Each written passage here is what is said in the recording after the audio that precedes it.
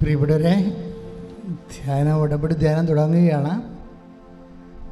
നിങ്ങൾ ഈ ഉടമ്പടി ധ്യാനം ഇപ്പോൾ കൂടിയാലും ശരി, ഓൺലൈനിൽ ഇത് രണ്ടാമത് കൂടണം. കാര്യം ഓൺലൈനിൽ കൂടുന്നതും ഇതും നമുക്ക് ഉടമ്പടി ബാധ്യതയെന്ന് പറയണത്, ഉടമ്പടി നമ്മൾ എടുത്ത ബാധ്യത ഓൺലൈനിൽ കൂടാനാണ് എടുത്തിരിക്കുന്നത്. അത് ഓൺലൈനിൽ കൂടുക മാത്രമല്ല, അത് ഷെയർ ചെയ്യുകയും ചെയ്യണം. അപ്പോഴാണ് ആ ഉദ്യമം പൂർത്തിയാകണത്.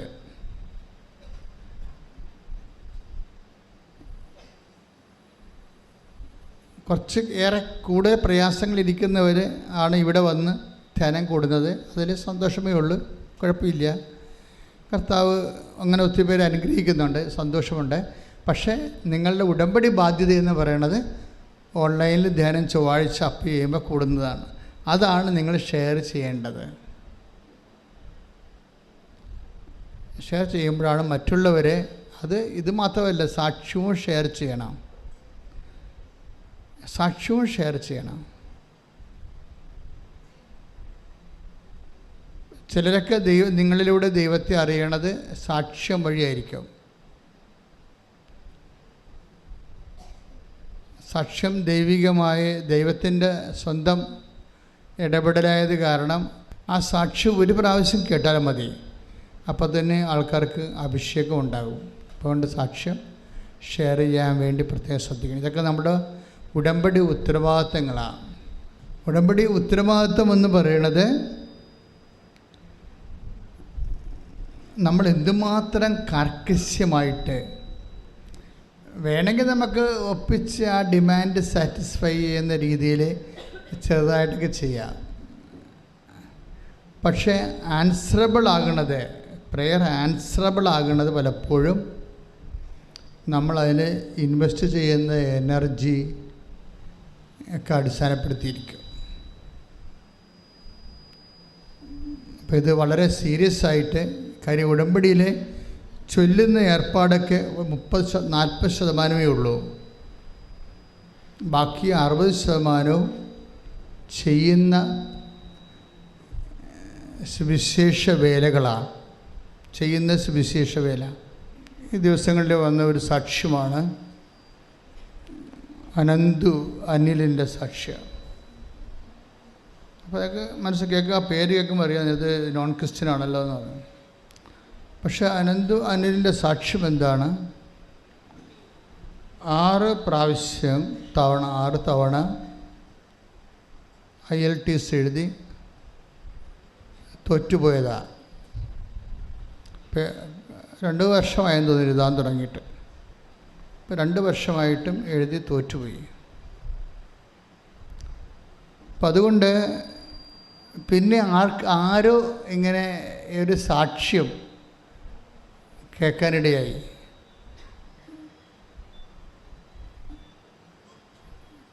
ആ സാക്ഷ്യം കേട്ടിട്ട് അനന്ത് വന്ന് ഉടമ്പടി എടുത്തത്.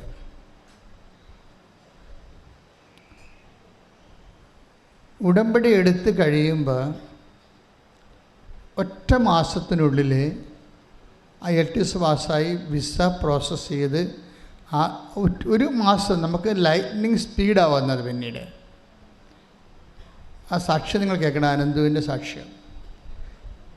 ഈ സാക്ഷ്യം അപ്പം ഞാൻ നോക്കി, എന്തുകൊണ്ട് ഇത്രയും 6 IELTS എഴുതിയിട്ട് തോറ്റ ആൾ ഇത്രയും ലാഗിങ് വന്നിട്ട് എങ്ങനെയാണ് ഈ ഒറ്റ മാസം കൊണ്ട് ഇത്രയും അഡ്വാൻസ്ഡ് ആയെന്ന്. ഷാർപ്പ് ലൈറ്റ്നിങ് അല്ലേ, ലൈറ്റ്നിങ് സ്പീഡ് വന്നു. ഉടമ്പടി ശരിക്കും സ്പീഡിൻ്റെ ഒരു പ്രോജക്റ്റാണ്. പക്ഷെ അത് നമ്മൾ കറക്റ്റായിട്ട് ഇൻവെസ്റ്റ് ചെയ്യണം. അല്ലാതെ ഉടമ്പടി എടുത്തു എന്നും പറഞ്ഞ് ഉടനെ സ്പീഡ് ഉണ്ടാകത്തില്ല. സ്പീഡാക്കണം നമ്മളാണ്. അപ്പം ഞാൻ നോക്കിയ സാക്ഷ്യത്തിൽ അനന്തു എന്നാ ചെയ്തതെന്ന് നോക്കി. അപ്പോൾ അനന്തു ഇടുക്കിക്കാരനാണ്. പക്ഷേ പുള്ളിക്കാരൻ കൃപാസനം പത്രവും ഇടുക്കി മുതൽ കാഞ്ഞിരപ്പള്ളി വരെ കൊണ്ടേ കൊടുക്കുക. മനസ്സിലായില്ലേ? വ്യത്യാസം കണ്ടല്ലേ? അതാണ് വിഷയം. അപ്പോൾ ദൈവം നോക്കണത് ഈ സത്യസന്ധതയാണ്. നീ കാത്തലിക്കാണ്, CSI ആണ്, നോൺ ക്രിസ്ത്യനാണ് എന്നല്ല നോക്കണത്. സത്യം നീ ദൈവത്തിരുസന്നിധിയിൽ എങ്ങനെ വ്യാപരിച്ചു, സത്യത്തിൽ വ്യാപരിക്കണം. ദൈവത്തിൻ്റെ മുമ്പിൽ നമ്മൾ സത്യത്തിലും വിശുദ്ധിയിലുമാണ് വേർപിരിക്കേണ്ടത്. Take the word of God. സ്തുതിക്കട്ടെ ഹല്ലേലൂയ. സക്കറിയ പ്രവചനങ്ങൾ സ്തുതിക്കട്ടെ ഹല്ലേലൂയ. ഹല്ലേലൂയ ഹല്ലേലൂയ ഹല്ലേലൂയ ഹല്ലേലൂയ യേശുവേ ഹല്ലേലൂയ ഹല്ലേലൂയ ഹല്ലേലൂയ ഹല്ലേലൂയ യേശുവേ ഹല്ലേലൂയ ഹല്ലേലൂയ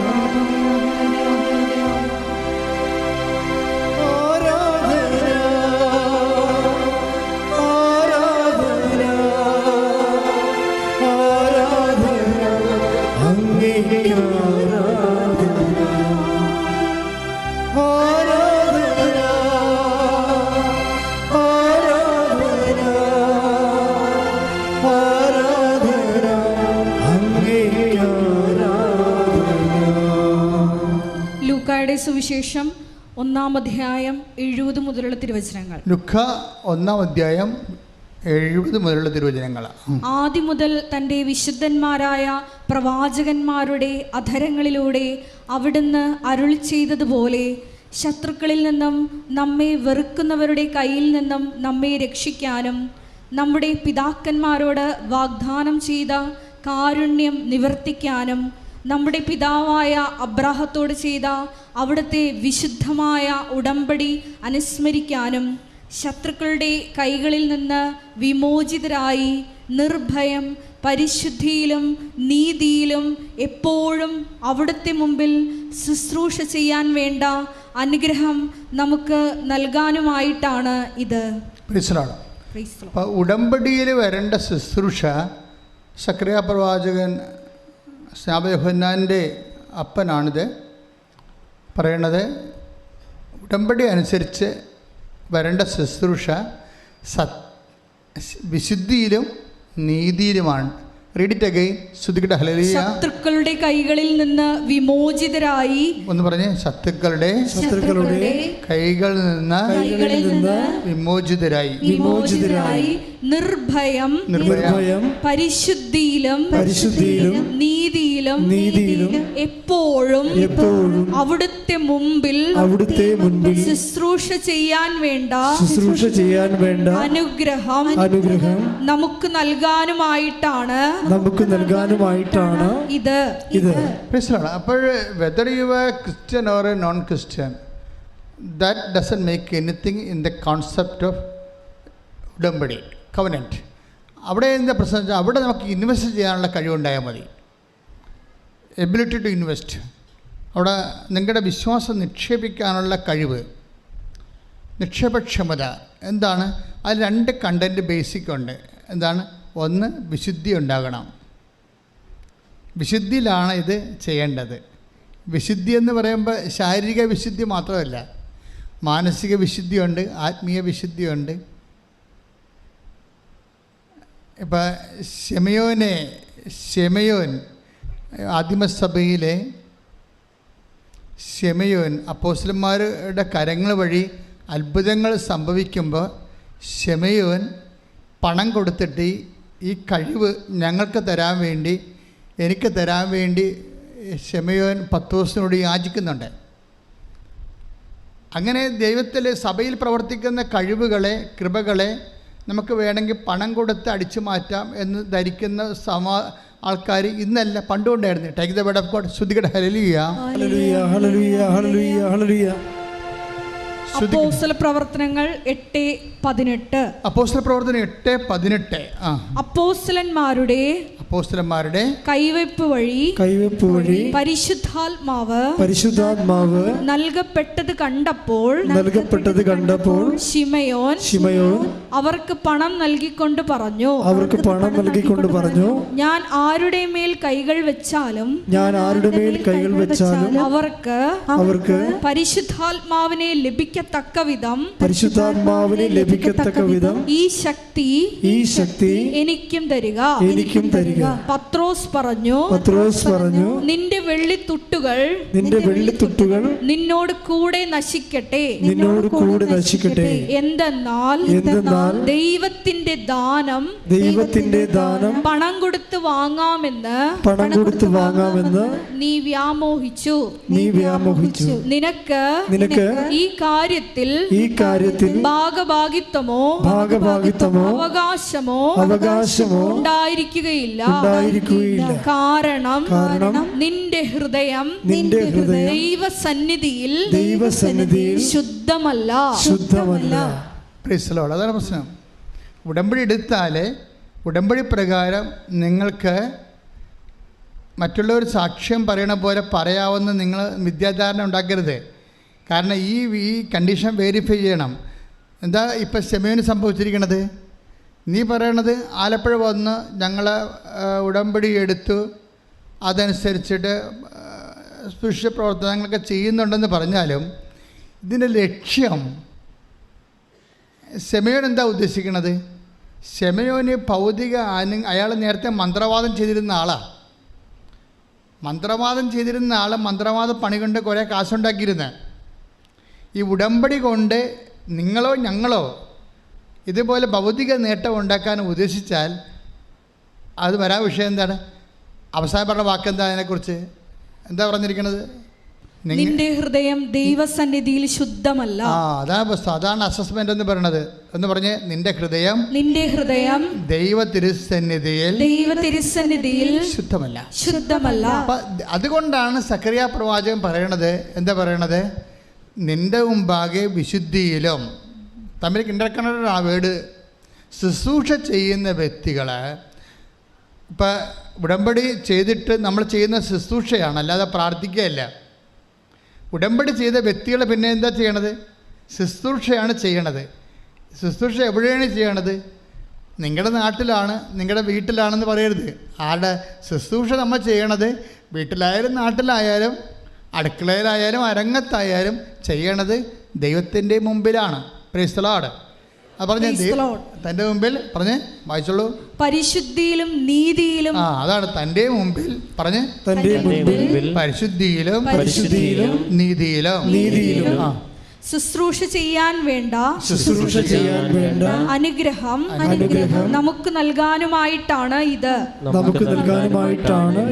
അപ്പൊ നമ്മൾ ഉടമ്പടി എടുത്തിരിക്കുന്നതിൻ്റെ പിന്നിലുള്ള ദൈവിക ലക്ഷ്യമെന്ന് പറയുന്നത് എന്താണ്? ദൈവതിരുസന്നിധിയിൽ പരിശുദ്ധിയിലും നീതിയിലും ശുശ്രൂഷ ചെയ്യുക. അപ്പം നിങ്ങളോട് ചെയ്യണം, നിങ്ങൾ ചോദിക്കുകയാണ് നിങ്ങൾ എന്തിനാണ് ഉടമ്പടി എടുത്തത്? അപ്പോൾ നിങ്ങൾ ഉടനെ ചാടിക്കരപ്പോൾ എഴുതുക IELTS പാസ്സായെന്ന് പറയരുത്. അപ്പം തന്നെ IELTS നോക്കാൻ സാധ്യതയുണ്ട്. അതിൻ്റെ ദൈവിക ലക്ഷ്യത്തിനാണ് ആദ്യം അടിവരയിടേണ്ടത്. എന്തിനാണ് ഉടമ്പടി എടുത്തത്? അത് മകളെ കെട്ടിക്കാനാണ്, അപ്പോഴും പോയി. എന്തിനാണ് ഉടമ്പടി എടുക്കുന്നത്? വസ്തു വയ്ക്കാനാണ്, അപ്പോഴും പോയി. എന്തിനാണ് ഉടമ്പടി എടുത്തത്? എൻ്റെ ദൈവത്തിൻ്റെ തിരുസന്നിധിയിൽ പറഞ്ഞേ പരിശുദ്ധിയിലും നീതിയിലും ശുശ്രൂഷ ചെയ്യാൻ. ഈ ഒരൊറ്റ ഉത്തരമാണ് കറക്റ്റ്.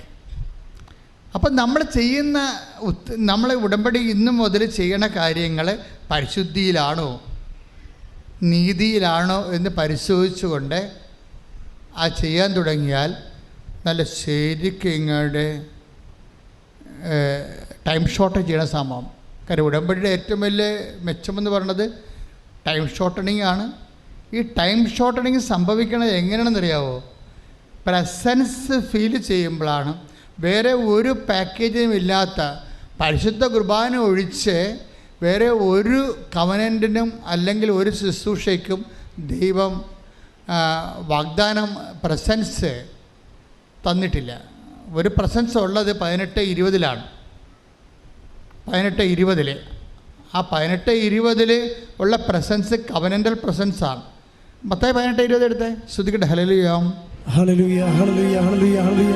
യേശുവേ 18-20 എന്തെന്നാൽ 2-3 പേർ എന്റെ നാമത്തിൽ ഒരുമിച്ച് കൂടുന്നിടത്ത് അവരുടെ മധ്യേ ഞാനുണ്ടായിരിക്കും.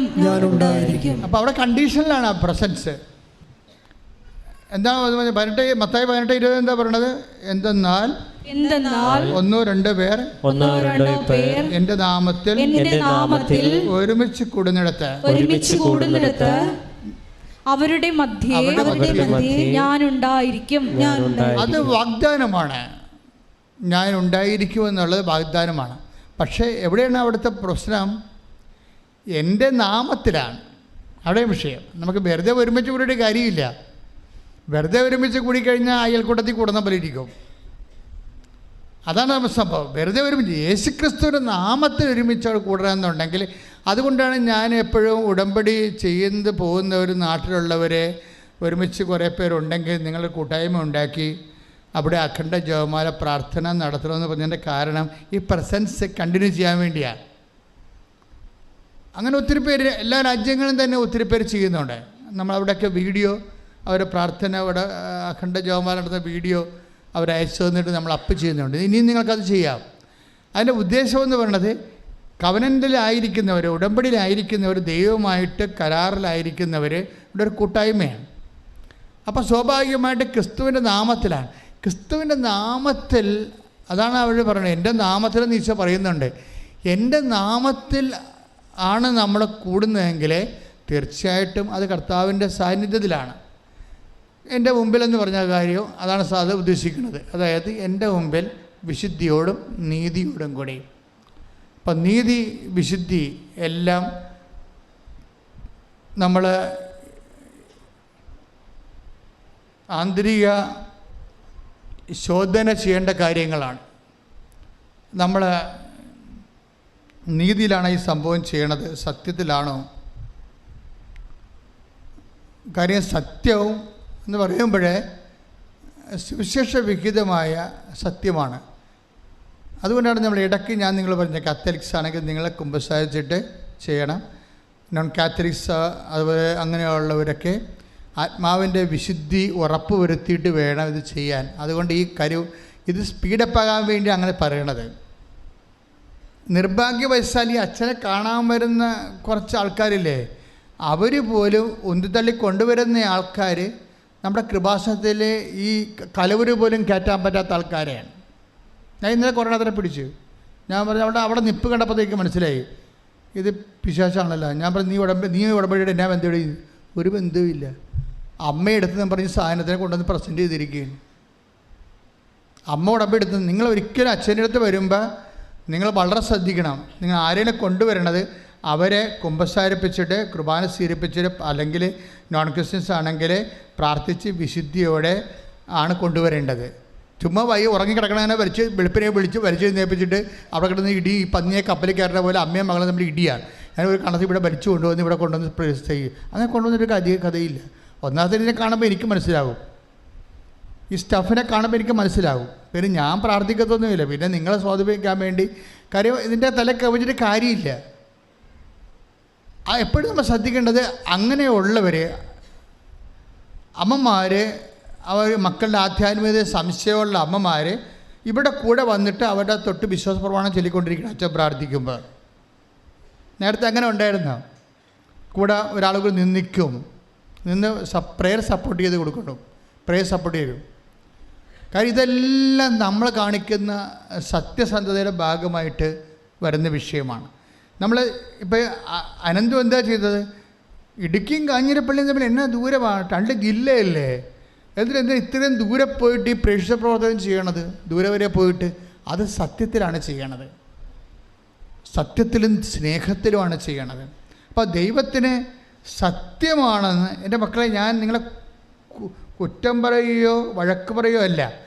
ഞാൻ ഉദ്ദേശിക്കുന്നത് നിങ്ങളിത് കുറച്ചുകൂടി ക്ലിയറായിട്ടാണ് ഈ സംഭവം സത്യത്തോടെയാണ്, സ്നേഹത്തോടെയാണ്, നീതിയോടെയാണ്, വിശുദ്ധിയോടെയാണ് ചെയ്യണമെങ്കിലേ ഇത്രയും പുതുക്കേണ്ട ഒരു കാര്യമില്ല. ആദ്യമേ വർക്കൗട്ട് ചെയ്യും. അതെന്താ ഞാനങ്ങനെ പറഞ്ഞു കഴിഞ്ഞാൽ, ഒന്നാമത്തേൽ ഇപ്പം നിങ്ങൾക്ക് ചിലർക്ക് സംശയം ഉണ്ടാകും. ബൈബിളിലുള്ള സംശയങ്ങളെ നമുക്കുണ്ടാകത്തുള്ളൂ, പുതിയ സംശയങ്ങളൊന്നുമില്ല. ഇപ്പം കർത്താവ് എൻ്റെ കൂടെ ഉണ്ടോ ഇല്ലയോ എന്ന് ചിലർക്ക് സംശയം ഉണ്ടാവും. പ്രസൻസിനെ കുറിച്ച് സംശയം ഉണ്ടായപ്പോഴും ഉടമ്പടി എടുത്ത്, പക്ഷേ കർത്താവ് എൻ്റെ കൂടെ ഉണ്ടോ ഇല്ലയോ എന്ന് കുറിച്ച് നമുക്ക് സംശയം ഉണ്ടാകും.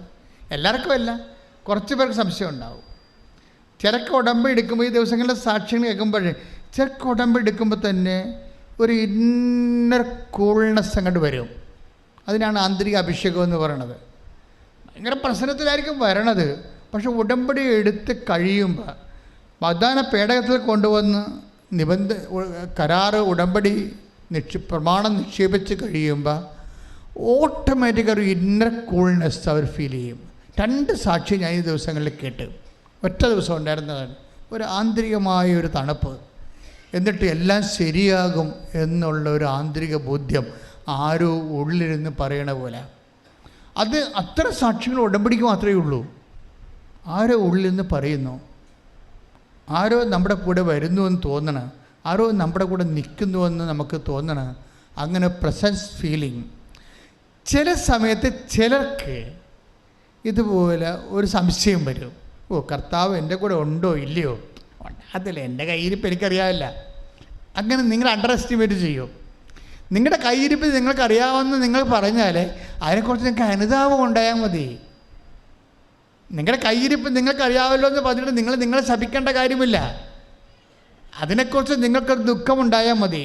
കാര്യം അത് വീണ്ടും അത് ആവർത്തിക്കാതിരിക്കുമെന്ന് ദൈവത്തിന് തോന്നിയാൽ അപ്പം അഭിഷേകം ഉണ്ടാവും. ഉടമ്പടി ഒരു സത്യത്തിൻ്റെ ആരാധനയാണ്. കർത്താവ് ഉദ്ദേശിക്കുന്നത് ആ സമരക്കാര്യത്തിൽ പറയത്തില്ലേ, ആത്മാവിനും സത്യത്തിലും take the word of God. യോഹന്നാൻ 4 ശ്രുതികട ഹല്ലേലൂയ ഹല്ലേലൂയ യേശുവേ ആരാധന ആരാധന. യോഹന്നാൻ 4:23. യോഹന്നാൻ 4:23. എന്നാൽ യഥാർത്ഥ ആരാധകർ ആത്മാവിലും സത്യത്തിലും പിതാവിനെ ആരാധിക്കുന്ന സമയം വരുന്നു. അപ്പോൾ ഇതാണ് ദൈവം ആഗ്രഹിക്കുന്ന ഒരു ആരാധനയാണ്. എന്താണ്? ആത്മാവിലും സത്യത്തിലും. ആത്മാവിലെന്ന് പറയണത് എന്താ? ആത്മാവിൽ ആരാധിക്കുക.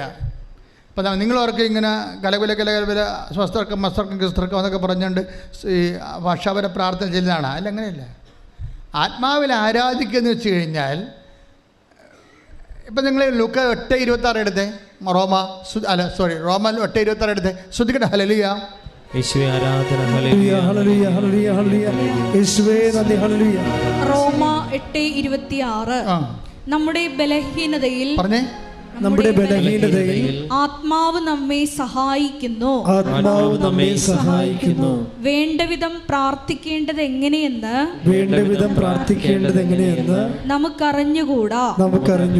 എന്നാൽ അവാച്യമായ നെടുവീർപ്പുകളാൽ ആത്മാവ് തന്നെ നമുക്ക് വേണ്ടി മധ്യസ്ഥം വഹിക്കുന്നു.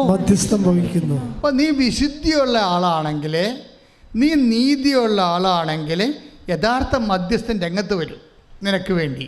ആരാണത്? പരിശുദ്ധാത്മാവ്. നിൻ്റെ ആരാധന വിശുദ്ധിയുള്ളതാണെങ്കിൽ, നിൻ്റെ നീതിയുള്ളതാണെങ്കിൽ അതിനെ സത്യത്തിൻ്റെ ആരാധന എന്ന് പറയും. അങ്ങനെ നീ ആരാധിക്കാൻ തുടങ്ങിക്കഴിഞ്ഞാൽ യഥാർത്ഥ മധ്യസ്ഥൻ വരും. മധ്യസ്ഥൻ എന്താ ചെയ്യണത്? മധ്യസ്ഥനെക്കുറിച്ച് എന്താ പറയുക? മധ്യസ്ഥൻ്റെ റോൾ എന്താണ്? വേണ്ട വിധം പ്രാർത്ഥിക്കേണ്ടത് എങ്ങനെയെന്ന് പ്രൈസ് ദി ലോർഡ് പറഞ്ഞേ. വേണ്ടവിധം പ്രാർത്ഥിക്കേണ്ടത് എങ്ങനെയെന്ന് നമുക്കറിയത്തില്ല. അതിനാൽ നമ്മുടെ ഉള്ളിൽ നിന്ന് അവാച്യമായ നെടുവീർപ്പെന്ന് പറഞ്ഞാൽ എന്താണ്? വാചകമൊന്നുമില്ലാത്ത ഒരു ഫീലിംഗ് മതി നമുക്ക്, ഒരു വികാരം മതി. വിശുദ്ധിയും നീതിയും ഉള്ളവർക്ക് ഒരു ചിന്ത മതി, ഒരു ആഗ്രഹം. ദൈവമേ അത് ശരിയായില്ലല്ലോ എന്ന് നാക്കുകൊണ്ടെടുത്ത് പറയേണ്ട കാര്യമില്ല. ഒരു ടൈം കഴിഞ്ഞാൽ നാക്കിന് വലിയ പ്രാധാന്യം പ്രാർത്ഥനയും ഇല്ലാണ്ട് വരും. അതാണ് അവാച്യം, വാക്കുകളില്ല എന്നർത്ഥം. അപ്പോൾ നാക്കിൻ്റെ റോള് കുറയും. ഒരു ഓർമ്മ മതി, ഒരു ചിന്ത, ഒരു ആഗ്രഹം ഉള്ളിൽ വന്നാൽ മതി. നീ വിശുദ്ധിയിലും നീതിയിലുമൊക്കെ നവീകരിക്കപ്പെട്ട് കഴിയുമ്പോൾ, നീ ദൈവ പൈതലായി കഴിയുമ്പോൾ, ദൈവമേ എന്ത് ചെയ്യും, ദെപ്റ്റി നടപടി വരുന്നല്ലോ, ആരോട് ചോദിക്കാനാണെന്ന് നീ ഇങ്ങനെ ചിന്തിച്ചാൽ മതി. നിൻ്റെ വിളിപ്പുറത്ത് അതിൻ്റെ സമാധാനമായിട്ട് മാതാവിൻ്റെ സാന്നിധ്യം അനുഭവിക്കും. അതാണ് ഈ ഉടമ്പടിയുടെ ഒരു പ്രശ്നം. ഉടമ്പടി ഐ ആം നോട്ട് സാറ്റിസ്ഫൈഡ്. ഇപ്പം നിങ്ങളുടെ സാക്ഷ്യങ്ങളിൽ ഞാൻ അത്ര സാറ്റിസ്ഫൈഡ് അല്ല. കാര്യം ഉടമ്പടി ഇന്ന് ലഭ്യമായ ഏറ്റവും ഷാർപ്പ് ഷൂട്ട് ചെയ്യുന്ന ഒരു പ്രയർ പ്രോജക്റ്റാണ് ശരിക്കും. അതിൻ്റെ വെട്ടിക്കെട്ട് പോലെ. കാര്യം നിങ്ങളുടെ ആൾക്കാരുടെ സാക്ഷ്യങ്ങൾ കണ്ടിട്ടില്ലേ? ആ സാക്ഷ്യങ്ങൾ കേൾക്കുമ്പോൾ അത് എൻ്റെ ഒരു കണക്കൂടലാണെങ്കിൽ ശതമാനം കുറവാണ്. ദാറ്റ് മീൻസ് ജനങ്ങൾ ആ ഉടമ്പടിയുടെ മുഴുവനും അരൂപിയിലല്ല ജീവിക്കണത്. ഇതൊരെന്തോ ഒരു ഫങ്ഷൻ പോലെ ആരോ പറഞ്ഞ് കേട്ടിട്ട് എന്തോ വന്ന് കാണിച്ച് അങ്ങനെ പോവുകയാണ്. അതിൻ്റെ ഫലമായിട്ടാണ് ശതമാനത്തിൽ കുറച്ച് വരണത്. സാക്ഷ്യങ്ങൾ പറയണതെല്ലാം വെടിക്കെട്ടാണ്. കഴിഞ്ഞ ദിവസം ഒരു സാക്ഷ്യം ഉണ്ടായി. എന്നാ സാക്ഷിയാണ്? മേരി തൃശ്ശൂർ അവർ വന്ന് ഉടമ്പടി എടുത്തിരിക്കുകയാണ്. അവരുടെ പ്രശ്നം എന്ന് വെച്ച് കഴിഞ്ഞാൽ ഒത്തിരി പ്രശ്നങ്ങളുണ്ട്. എണ്ണി ഒരു പ്രശ്നങ്ങൾ പറയാനുണ്ട്. ഒരു ഇന്ത്യൻ ടീച്ചറാണെന്ന് തോന്നാം, റിട്ടയർഡാണ്. പക്ഷേ ഇവർക്ക് ഭയങ്കര ഇൻഡാസ് വന്നിരിക്കുകയാണ്. എന്നാ ഇൻഡാസ്? 2 കൊല്ലത്ത് ഇൻകം ടാക്സിൻ്റെ അടക്ക റെമിറ്റ് ചെയ്യാനുണ്ട് 4 കൊല്ലത്ത്. അപ്പോൾ അതൊരു 4 കൊല്ലം. അപ്പോൾ ഇൻകം ടാക്സിനെ പറ്റിച്ചു എന്നാണ് പറയണത്. ഇൻകം ടാക്സിനെ പറ്റിച്ചു എന്ന് അവർക്കെങ്ങാനും തോന്നിയാൽ പിന്നെ നമ്മൾ പണ്ടത്തെ പോലെ കത്ത് കൊടുക്കാനോ അപേക്ഷ കൊടുക്കാനോ ഒന്നും പറ്റത്തില്ല. ആദ്യം പൈസ അടക്കാൻ പറയുക, ദെൻ കംപ്ലൈൻറ്റ് എന്ന് പറയും. കാര്യം അവരൊത്തിരി സ്ക്രൂട്ടണി ചെയ്തിട്ടാണ് നമുക്ക് അപേക്ഷ വിടുന്നത്. അപ്പം ടീച്ചർ പൈസ നല്ല ഭീമമായ എമൗണ്ട് ഉണ്ട്. പക്ഷേ ഈ ഉടമ്പടി എടുത്തതിന് ശേഷം, ഉടമ്പടി എടുത്തിട്ട് ടീച്ചറിന് വേറെ കുറേ അനുഭവങ്ങളൊക്കെ ഉണ്ട്. കാര്യം ടീച്ചറിൻ്റെ ഫ്രണ്ടിനെ കാണാൻ പോകുന്നുണ്ട്. ഫ്രണ്ടിനെ വയറൊക്കെ വീർത്തിങ്ങനെ മെത്തി ഫ്ലൂയിഡെല്ലാം കിടന്നിട്ട്, അതായത് അങ്ങനെ ഈ ഫ്ലൂയിഡ് കളക്ട് ചെയ്യുന്ന ഒരു രോഗമാണ്. അത് കണ്ടാൽ പേടിച്ചു പോകും. അപ്പോൾ അവർക്ക് 4 ദിവസമായിട്ട് ഒരു ഭക്ഷണം കഴിക്കണില്ല. അപ്പോൾ ഈ ടീച്ചർ എന്നിട്ട് ഉടമ്പടി തൈലം അവിടെ വയറയിൽ പെരട്ടും. അവർ ബോധമില്ലാതെ ഇങ്ങനെ കിടക്കുക. പുറത്തവിടെ ബന്ധുക്കളിരിപ്പുണ്ട് ICUവിൻ്റെ പുറത്ത്. അവർ പുറത്തിറങ്ങിയിട്ട് ഈ കാശ് രൂപ, ഉടമ്പടി കാശ് രൂപ അങ്ങനെ ചെയ്യാൻ പാടില്ലാത്തതാണ്. ഇവർ ഇവിടെ കിടപ്പ് കണ്ടിട്ട് ബോധമില്ലാതെ നിവൃത്തിയില്ലാതെ ഇന്ന് രാത്രി മരിക്കുമെന്ന രീതി കിടക്കണ കണ്ടിട്ട് ഈ കാശ് രൂപം ബ്ലൗസിൽ കുത്തി കൊടുക്കും. അവരെല്ലാം ചെയ്തിട്ട് പുറത്തിറങ്ങിയിട്ട് പറയും, പ്രാർത്ഥിക്കണം, ഞാൻ ഇന്ന കാര്യം ചെയ്തിട്ടുണ്ടെന്ന് പറയും. അപ്പോൾ അവരെ കേട്ടതും കേൾക്കാത്ത പോലെ ഇരിക്കും. കാര്യം എന്താ വെച്ചാൽ അവർ സൂറായിക്കാരാണ്. സിറിയൻ കാത്തലിക്സ് അല്ല, അത് കാത്തലിക്സാണ്. ഇത് തൃശ്ശൂരുള്ളൊരു പ്രത്യേക സഭയാണ്. അപ്പോൾ അവർക്ക് മാതാവില്ല. ഇപ്പം മാതാവിൻ്റെ ഈ പ്രാർത്ഥന എന്ന് പറയുമ്പോൾ അവർക്കത് മനസ്സിലാവത്തില്ല. അതാണ് പ്രശ്നം. ടീച്ചറാണെങ്കിൽ മാർത്തവുമായ കാത്തലിക്കല്ല. പക്ഷേ ടീച്ചർ ഉടമ്പടിയിൽ ഭയങ്കര ഇൻവെസ്റ്റ്മെൻ്റ് ഉള്ള ആളാണ്. അതാണ് പറയുന്നത്. ഈ ഉടമ്പടിയുടെ പ്രശ്നം അതാണ്. ഇത് ആർക്കാണ് ഇൻവെസ്റ്റ് ചെയ്യുക? അതിന് കാത്തലിക്സ് ആണോന്ന് ഒരു നിർബന്ധമില്ല. ഇൻവെസ്റ്റ് ചെയ്യാൻ പറ്റും. ഉടമ്പടിയുടെ ടേംസ് ആൻഡ് കണ്ടീഷൻസ് വെരിഫൈ ചെയ്ത് കഴിഞ്ഞാൽ ഇത് ഉടനെ ഓട്ടോമാറ്റിക്കായിട്ട് വർക്കൗട്ടേ ആവും. അതുകൊണ്ട് ടീച്ചർ ഇത് കുത്തിയിട്ട് പുറത്ത് വന്നിട്ട് ഇവരോട് പറയും. ഇവരെ കേട്ടതും കേൾക്കാത്തതും പോലെ ഇരിക്കും. ഇരിക്കുന്ന സമയത്ത് ഈ ബോധം കെട്ട് കിടന്ന ഈ വയറിങ്ങനെ വീർത്ത് മെത്തി ഫ്ലൂയിഡ് അടിച്ചിരിക്കുന്ന ആ രോഗി കട്ടിലിൽ നിന്ന് എഴുന്നേറ്റ് പുറത്ത് വരും, ആരും ചോദിക്കാതെ. ICUന്ന് ഇറക്കിയാതെ എന്നിട്ട് പറയും ഒന്നും സംഭവിക്കാതെ. ഈ കുത്തിയ കാര്യം കാശിനും കുത്തിയ കാര്യമോ ഉടമ്പടി തരം വയറും തെച്ച കാര്യം അവർക്കറിയത്തില്ല. അവർ വന്ന് ബന്ധുക്കളോ പറയും, നമുക്ക് കടയിൽ ക്യാൻറ്റീനിൽ പോയി ഭക്ഷണം കഴിക്കാമെന്ന് പറയും. അവർ പോയി ക്യാൻറ്റീനിൽ പോയി ഭക്ഷണം കഴിക്കും. 2 പ്രാവശ്യം ഭക്ഷണം കഴിക്കും അവർ. എന്നിട്ട് തിരിച്ച് വരുമ്പോൾ ഈ ഫുഡെല്ലാം വയറ്റിൽ നിന്ന് പോകും. ഡോക്ടർ വന്ന് എടുത്ത് കളയും. അപ്പോഴങ്ങനെ വന്നാൽ അത് ഹീലാവും. അപ്പം അങ്ങനെ ഒരു അടയാളം ടീച്ചറിന് കിട്ടിയിട്ടുണ്ട്.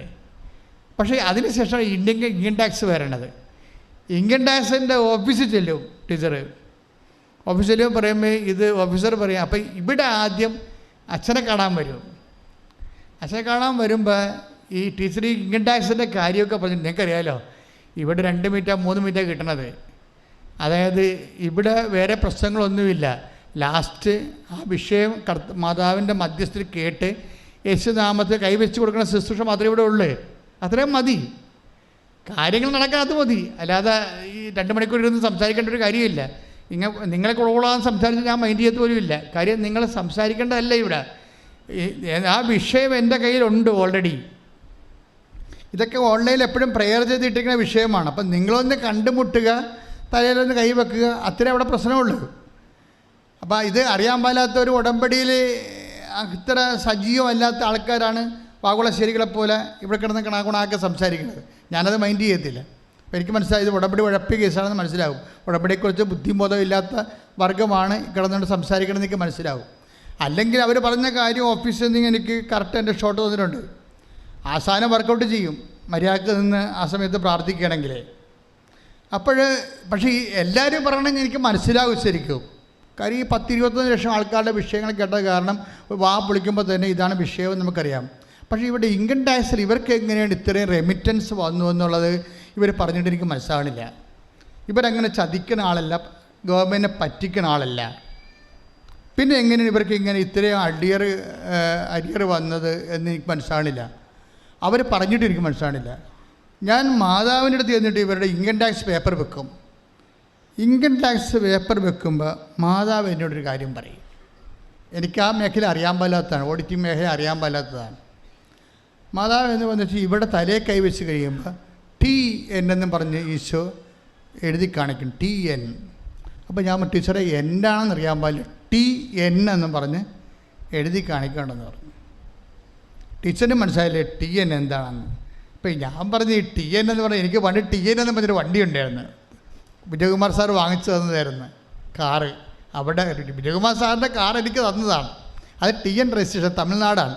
അപ്പം ഞാൻ ഈ തമിഴ്നാടുമായിട്ട് ബന്ധപ്പെട്ട് ഈ വിഷയസ് എന്തെങ്കിലും ഉണ്ടോ ടീച്ചറെ എന്ന് ഞാൻ മാത്രം ചോദിച്ചു. കാര്യം എനിക്ക് അറിയത്തില്ലല്ലോ, സബ്ജക്റ്റ് വൈസ് എനിക്ക് അറിയത്തില്ല. പക്ഷേ ഇൻകം ടാക്സ് ഓഫീസിൽ ടീച്ചർ ചെന്നപ്പോൾ അവിടുത്തെ ഓഫീസർ പറഞ്ഞ് എനിക്ക് ഈ കാര്യങ്ങളൊന്നും അറിയത്തില്ല, നിങ്ങളെ കണ്ടാൽ ഗവൺമെൻറ്റിനെ ചതിച്ചതായിട്ട് തോന്നത്തില്ല, പക്ഷേ ഈ വിഷയത്തിൽ ഒന്നും ചെയ്യാനില്ല, പൈസ അടക്കുക മാത്രമേ ചെയ്യാൻ പറ്റത്തുള്ളൂ. ഇത് കേസിലേക്ക് പോവുകയാണ്. കേസിലേക്ക് പോയി കഴിഞ്ഞാൽ പിന്നെ പലിശയുടെ പലിശയും എല്ലാം കൂടി പണിയാവും. അപ്പോൾ ഒന്നും ചെയ്യാം. അപ്പോൾ ഈ ടീച്ചറിനെ സംബന്ധിച്ചിടത്തോളം ഇവർക്ക് ഉടമ്പടിയിൽ നല്ല വിശ്വാസമാണ്. ഇപ്പോൾ ഈ ഓഫീസർ ഇവിടെ തള്ളിക്കളയുമ്പോൾ ഇവർ ന്യൂട്രായിട്ട് പതറത്തില്ല. അവിടെ വെച്ച് പതുക്കെ ഉടമ്പടി ഉപ്പെടുത്തിട്ട് സാറിന് മേശപ്പുറത്തിടും. അതൊരു വിശ്വാസ പ്രമാണം ചൊല്ലും. നമ്മളെ എല്ലാവരും ഈ വിശ്വാസത്തിൻ്റെ ആപ്ലിക്കേഷനിൽ റീസൺസ് ഒന്നുമില്ല. റീസൺ എന്ന് പറയുന്നത് വിശ്വാസം തന്നെയാണ്. അതിൻ്റെ വിശ്വാസത്തിൻ്റെ റീസൺ എന്ന് പറയുന്നത് ബുദ്ധിയല്ല, വിശ്വസിക്കുന്നു എന്നുള്ളതാണ് റീസൺ. അതിൻ്റെ യുക്തി എന്താണ്? വിശ്വാസത്തിൻ്റെ യുക്തി എന്താണ്? ഞാൻ വിശ്വസിക്കുന്നു എന്നുള്ളതാണ് എൻ്റെ യുക്തി. ഞാൻ ദൈവത്തിൽ വിശ്വസിക്കുന്നു. അതിന് വേറെ സെക്കുലർ യുക്തിയില്ല. ഞാൻ വിശ്വസിക്കുന്നു, എൻ്റെ കർത്താവിൽ രക്ഷയ്ക്ക് വേണ്ടി ഞാൻ വിശ്വസിക്കുന്നു, അതാണ് എൻ്റെ യുക്തി. ആ വിശ്വാസത്തിന് യുക്തിയാണുള്ളത്. ടീച്ചർ ഈ ഉടമ്പടി ഉപ്പെടുത്തിട്ട് മേശയുടെ ഇൻകം ടാക്സ് ഓഫീസിൻ്റെ മേശത്തായിട്ട്. കാരണം ഉടമ്പടി ഉപ്പിട്ട് കഴിഞ്ഞാൽ അതിൻ്റെ അർത്ഥം നിങ്ങൾക്കറിയാമല്ലോ. എന്താ അർത്ഥം? ഉപ്പ് ഉടമ്പടിയുടെ അടയാളമാണ്, ഉടമപ്പെടുത്തലാണ്. ബൈബിളിൽ ഉപ്പിടുക എന്ന് വെച്ച് കഴിഞ്ഞാൽ ദൈവത്തിന് ആ സ്ഥലം ഇനിയുള്ള സംസാരങ്ങൾ SP ആയാലും പട്ടാളമായാലും പോലീസായാലും പ്രധാനമന്ത്രി ആയാലും ഇനിയുള്ള സംസാരങ്ങൾ ദൈവത്തിന് ഉടമപ്പെടുത്തുന്നു. നീ വിഷയം പൂർണ്ണമായിട്ട് ടേക്കപ്പ് ചെയ്യുന്നു ദൈവം. അത് ഇവിടെ ദൈവത്തിൻ്റെ അധികാരവും ദൈവത്തിൻ്റെ രാജ്യവും ഞാൻ പ്രഖ്യാപിക്കുന്നു. ദൈവത്തിൻ്റെ ആധിപത്യം. Kingdom of God is where God reigns. ഇപ്പം ഞാൻ പഠിക്കുന്ന കാലത്ത് പഠിച്ചത് സത്യമാണ്. ഈ സത്യങ്ങളെല്ലാം പ്രായോഗിക സത്യങ്ങളാണ്. എന്താണ് ദൈവരാജ്യം എന്ന് ചോദിച്ചു കഴിഞ്ഞാൽ, ഇപ്പോൾ നിങ്ങളെ രാമരാജ്യമുണ്ട്, അതുപോലെ തന്നെ ഇസ്ലാമിക് സ്റ്റേറ്റ്സ് ഉണ്ട്. പക്ഷെ അതല്ല ദൈവരാജ്യം. വാട്ട് ഈസ് ദൈവരാജ്യം? ഈശോ ദൈവരാജ്യത്തെക്കുറിച്ചാണ് സംസാരിക്കുന്നത്. What is kingdom of God? ബെസ്ലിയ തോൻ എന്ന് വെച്ച് കഴിഞ്ഞാൽ kingdom of God is within you. അത് നിന്നിൽ തന്നെയാണ്. അതെന്താണ്? Kingdom of God where God reigns. എവിടെയാണോ ദൈവ അധികാരം നടപ്പിലാക്കുന്നത്, എവിടെയാണോ ദൈവത്തിൻ്റെ നാമം പ്രഘോഷിക്കപ്പെടുന്നത്, എവിടെയാണോ ദൈവത്തിൻ്റെ ഇഷ്ടം നിറവേറുന്നത്, അതാണ് ദൈവരാജ്യം. നമ്മളെ ഉപ്പിട്ടിട്ട് പറഞ്ഞത് എന്താണ്? ദൈ കിങ്ഡം കം എന്നാണ് പറഞ്ഞത്. നാം പ്രാർത്ഥിക്കുന്നത് എന്താണ്? അങ്ങയുടെ നാമം പൂജിതമാകണമേ, അങ്ങയുടെ രാജ്യം വരണമേ, അങ്ങയുടെ ഭരണത്തിൻ്റെ കീഴിലാകണമേ. ഇനി സാത്താനോ മനുഷ്യനോ ഇവിടെ ഭരിക്കാൻ പാടില്ല. ഞാൻ വിശ്വസിക്കുന്നു നീയാണ് ദൈവമെന്ന്.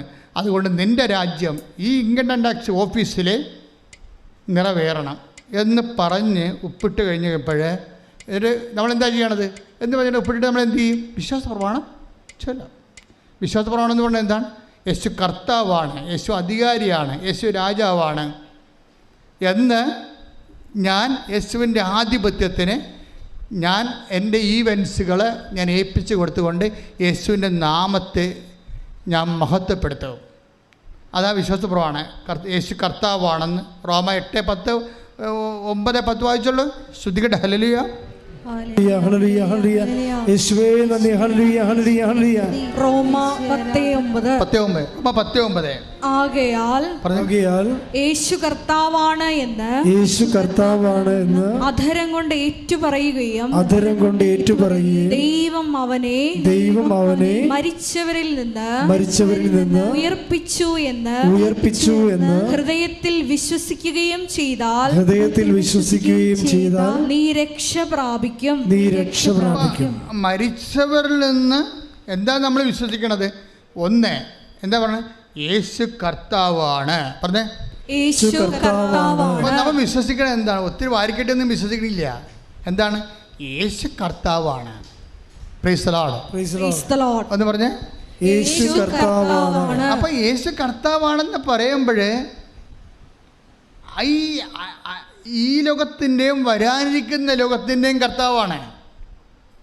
ജീവൻ്റെയും മരണത്തിൻ്റെയും കർത്താവാണ്. അതുകൊണ്ടാണ് ഈശോ പറയണത്, എന്നിൽ വിശ്വസിക്കുന്നവൻ മരിച്ചാലും ശ്രദ്ധിക്കട്ടെ. ഹല്ലേലൂയ ഹല്ലേലൂയ ഹല്ലേലൂയ ഹല്ലേലൂയ ഹല്ലേലൂയ. യേശുവേ നന്ദി. ഹല്ലേലൂയ ഹല്ലേലൂയ ഹല്ലേലൂയ ഹല്ലേലൂയ ഹല്ലേലൂയ ഹല്ലേലൂയ. യേശുവേ സ്തുതി. ഹല്ലേലൂയ ഹല്ലേലൂയ. യോഹന്നാൻ 11:25. എന്നിൽ വിശ്വസിക്കുന്നവൻ മരിച്ചാലും ജീവിക്കും. അപ്പം മരണം എന്ന് പറഞ്ഞാൽ പോലും വിശ്വാസമുണ്ടെങ്കിൽ ജീവനുണ്ടാകും.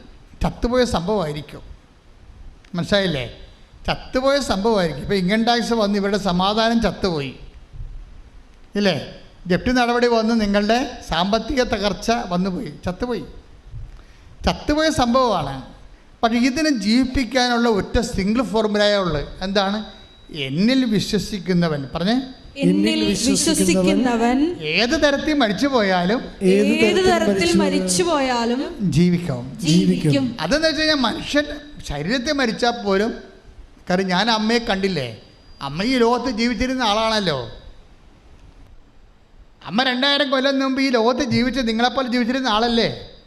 ആ ആളിനല്ലേ ഞാൻ പുറകിൽ സമയഘടികാരം ചാർത്തി കണ്ടത്. അപ്പം എന്താണ്? എന്നിൽ വിശ്വസിക്കുന്നവൻ മരിച്ചാലും ജീവിക്കും. അപ്പം നിത്യജീവൻ എന്നുള്ള വിഷയമാണ് യേശുവിലേക്ക് നമ്മളെ മറ്റ് ദൈവസങ്കല്പങ്ങളിൽ നിന്ന് വ്യത്യസ്തമാക്കുന്നത്. ഇതെന്താ നമ്മളിതെങ്ങനെയാണ് ഒരു സിമ്പിൾ ആൻഡ് സിംഗിൾ ഓപ്പറേഷനിലൂടെയാണ് ഈ ആക്ടിവേഷൻ നടക്കുന്നത്. റോമ 10:9 എന്താണ്? യേശു കർത്താവാണ്. പറഞ്ഞേ, യേശു കർത്താവാണ് എന്ന് അധരം കൊണ്ട് ഏറ്റുപറയുന്നു. ദൈവം അവനെ മരിച്ചവരിൽ നിന്ന് ഉയർപ്പിച്ചെന്ന് ഹൃദയത്തിൽ വിശ്വസിക്കുന്നു.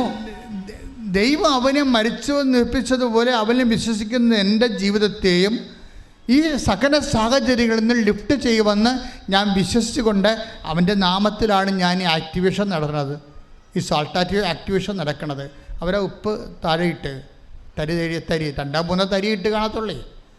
അല്ല, നിങ്ങളെപ്പോലെ ചാക്ക് പോലെ ഇവിടെ കുഴഞ്ഞിട്ടൊന്നുമില്ലേ. 2 തരി വിശ്വാസത്തിന് 2 തരി മതി. 2 തരി ഇട്ടിട്ട് വിശ്വാസം പ്രഖ്യാപിക്കും. ആ സെക്കൻഡുകൾക്കുള്ളിൽ ഇവർ ഉയർത്തുന്നേക്കും. അതെങ്ങനെ ഉയർത്തുന്നേക്കാന്ന് വെച്ച് കഴിഞ്ഞാൽ ഉടനെ ഓഫീസറുടെ മൈൻഡ് സെറ്റ് മാറും. ഓഫീസർ പറയും നിങ്ങളുടെ ടാൻ നമ്പർ ഇങ്ങോട്ട് തരാൻ പറയും. കണ്ട TN പറഞ്ഞ കണ്ടില്ലേ? Praise the Lord. അപ്പോൾ എനിക്ക് ഇൻകം ടാക്സ് അറിയാൻ പാടില്ലാതെ ഉള്ളു, എല്ലാം പഠിച്ചിട്ടാണ് ഇവിടെ ഇരിക്കുന്ന ഒരാൾ.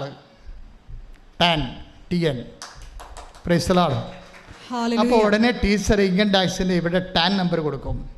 ടാൻ നമ്പർ കമ്പ്യൂട്ടർ ചെക്ക് ചെയ്ത് നോക്കുമ്പോൾ 4 കൊല്ലമായിട്ട് ഇവരെക്കുറിച്ച് യാതൊരുവിധ അരിയർ ഇവർക്ക് കടം, അതായത് ടാക്സ് അടക്കാനുണ്ട് എന്നുള്ള യാതൊരുവിധ എൻട്രിയും മെയിൻ ഓഫീസിൽ നിന്ന് വന്നിട്ടില്ല. അങ്ങനൊരു വിഷയമില്ല. ഇത് തെറ്റി വന്നിരിക്കുന്ന സാധനമാണെന്നാണ് പറയണത്. Praise the Lord. ഹല്ലേലൂയ ഹല്ലേലൂയ ഹല്ലേലൂയ. ഹല്ലേലൂയ. ഇതിൻ്റെ ഇതിൽ ഇടപെടാതിരുന്നെങ്കിൽ ഈ പൈസ മൊത്തം അടച്ചിട്ട് കംപ്ലൈൻറ്റ് ചെയ്യാൻ പറയും. ഇത് ഇവിടെ ചെന്ന് അവസാനിക്കാത്ത കേസാണത്. നമ്മളിൽ നിന്ന് എന്താ മനസ്സിലാക്കണത്? എല്ലാത്തിനും പോംവഴിയുണ്ട്. പക്ഷെ ആ ഉടമ്പടി എടുക്കാൻ പറ്റിയ ആൾക്കാരുടെ കയ്യിൽ ചെന്ന് വരുമ്പോഴാണ് മഹാത്ഭുതങ്ങൾ സംഭവിക്കുന്നത്. ഇവിടെ സംഭവിച്ചിരിക്കുന്നത് എന്താണ്? ഇതിൻ്റെ അകത്ത് 50% ആൾക്കാരും ഉടമ്പടി എടുക്കാൻ യോഗ്യതയില്ലാത്തവരാണ്. അവിടെയാണ് ഈ പ്രശ്നം വന്നിരിക്കുന്നത്. ഉടമ്പടി എടുക്കാൻ യോഗ്യതയുള്ളവരുടെ കയ്യിൽ ചെന്ന് ഉടമ്പടി വന്നാൽ ഉടമ്പടിയിലൂടെ ദൈവം ഇങ്ങനെ നാഷണൽ ഹൈവേയിലൂടെ 240 മൈൽ സ്പീഡിൽ വരണ കാണാം. അതുകൊണ്ട് നിങ്ങളുടെ ചുമതലയാണ് നിങ്ങളുടെ ഉടമ്പടി ആക്ടിവേറ്റ് ചെയ്തിട്ട് ദൈവത്തിൻ്റെ പ്രസൻസ് എത്രയും സ്പീഡപ്പ് ആക്കേണ്ടത്. പ്രാർത്ഥിക്കുക, കർത്താവായ ദൈവമേ, ഉടമ്പടി അർഹിക്കുന്ന ചൈതന്യത്തോടെ ദൈവസ്നേഹത്തോടെ സത്യത്തോടെ വിശുദ്ധിയോടെ നിറവേറ്റുവാൻ എന്നെ അഭിഷേകം ചെയ്യണം.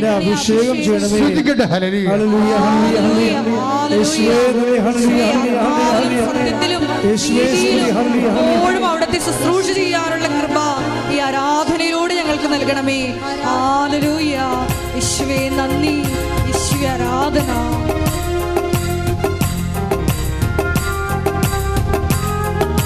ഒരുമിച്ച് പാടുക.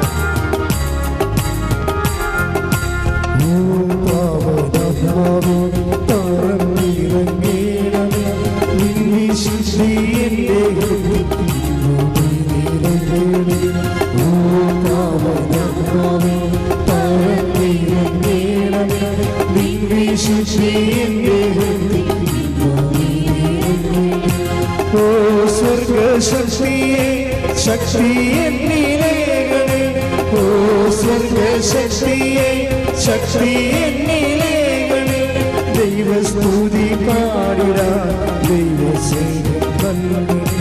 ദൈവസ്തുതി പാടിടാ,